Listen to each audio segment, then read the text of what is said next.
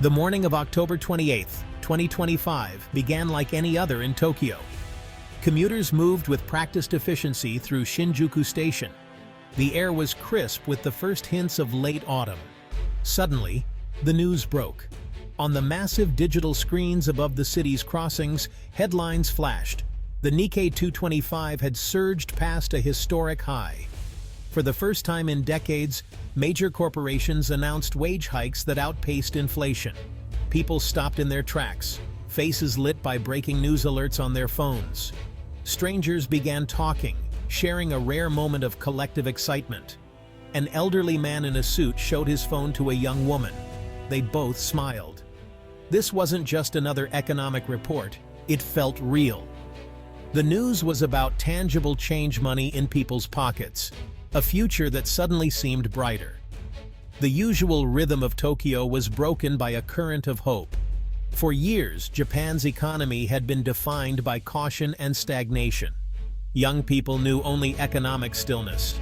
Their parents remembered a distant boom. Today, those myths felt closer to reality. Headlines weren't just numbers, they were validation. Cafes turned up the news. Trains buzzed with talk of the future. Questions long put on hold about homes, families, dreams were being asked again. The news was more than data, it was permission to dream. Japan, once a symbol of both miracle and caution, was writing a new chapter. The economic shift isn't just in the headlines, it's visible in daily life. In Ginza, families are shopping, not just browsing. Young couples are buying homes, a milestone once postponed indefinitely. The mood has shifted from cautious saving to optimistic spending. People are investing in happiness, better food, vacations, and their children's futures. Small business owners, once struggling, are hiring again. A baker who hadn't expanded staff in 15 years now sees rising demand for quality. Across Japan, entrepreneurship is reawakening. Companies are competing for talent, raising starting salaries for new graduates. University students now have choices, seeking growth and work-life balance. The old model of lifetime employment is giving way to a more dynamic relationship. Rising wages bring security. Families feel confident about the future. The decision to have children is less fraught with anxiety. Optimism is quiet but steady, spreading through society.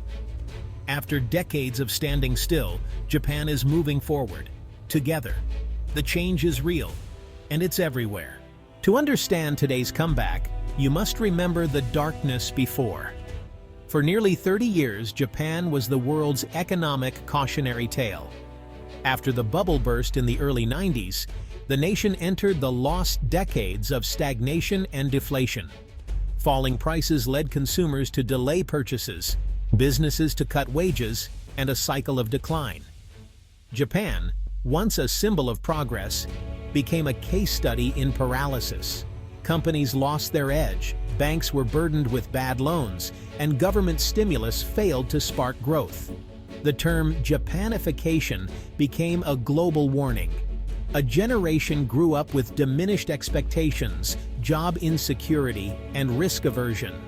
The vibrant Japan of the 80s faded into a nation holding its breath. Deep scars were left. Caution replaced ambition, and innovation stalled. For many, this was the only Japan they'd ever known. That's what makes the current revival so remarkable. To grasp the fall, you must appreciate the heights of the 1980s. Japan Inc. dominated global markets. Sony, Toyota, and Made in Japan meant quality. The economy soared, fueled by speculation and cheap credit. At its peak, Tokyo's land was worth more than all of California's. Stories of excess abounded: gold-flaked stakes, record art auctions, and foreign acquisitions.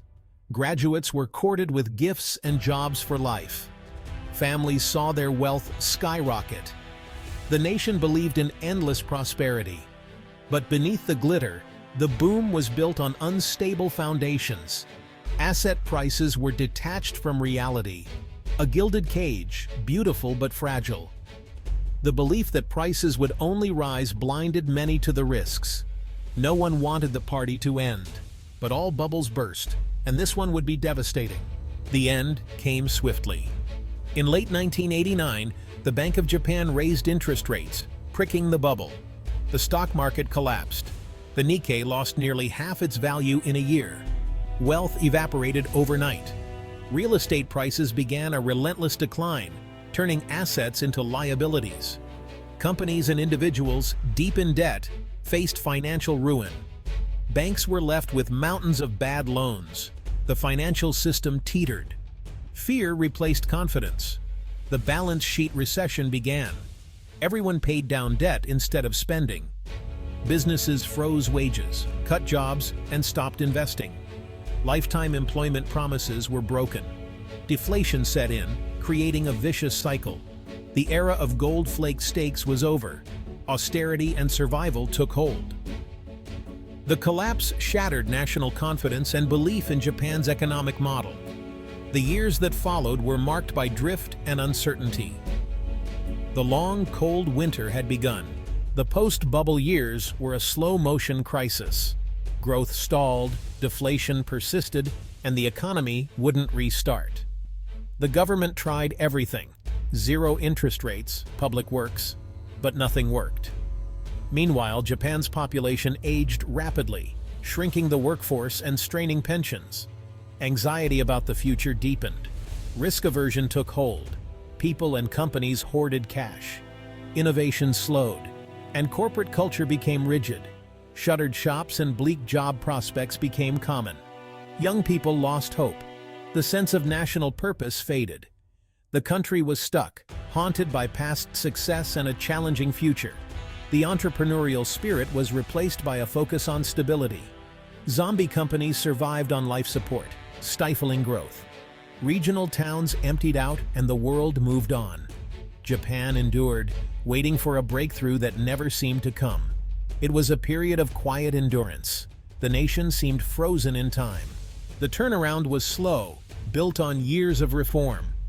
Abenomics, launched in 2012, combined monetary easing, fiscal stimulus, and crucial structural reforms. Corporate governance improved. Companies became more responsive to investors.